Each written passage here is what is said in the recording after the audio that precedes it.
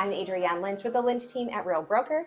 And I'm Kerri Ann with All About You Placement and Senior Resources. The biggest takeaway helping with seniors and transitioning, and especially when they have their houses, help them financially to move somewhere, is what paperwork do we have in place, and do your kids understand that paperwork? Or when they're ill, what are their rights that they need to step up and take control of, because they've had those conversations and they know, okay, this is my role and I'm going to do this and help mom. And it leads to a lot of maybe uncomfortable, but it isn't. You know, when you start talking to your parents about what do you want, most of them are going to say, like my own mother, who I love and adore, that she is going to die in her house and I'm going to have to rip her out of there, but I will never do that, Mom. But, you know, that's usually the plan, and that's okay. If people want to age in place in their homes, that's great. We also help with that. We want to support that. It's vibrant living. It is all in our wheelhouse of supporting that. We're not just about placement or moving to senior environments, even though that is wonderful too, but they want to stay in their house. So let's talk about what does that look like, because you can't just want that to happen. There has to be a plan for that. Right. And when you talk about that, then you start talking about things like power of attorney paperwork. That's important. It doesn't mean that anybody is in charge of you or the boss of you.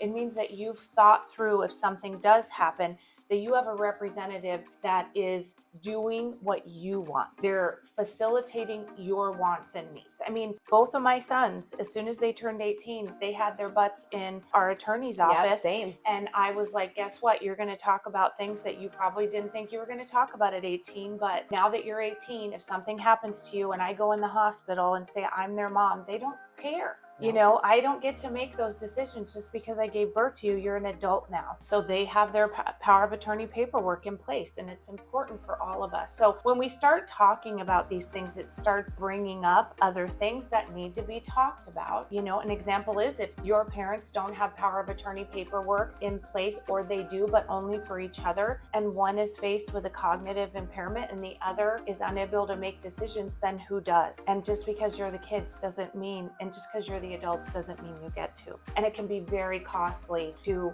then engage yourself to do those decisions for your parents. And so just easier to just let's talk about all this stuff now when we don't need it, when people are not heightened on it. And then we can start talking about all the other things that are just as important in planning. It's good for everyone. I agree. Absolutely agree. So if you have questions for yourself, for your family, you just want some resources, make sure you reach out.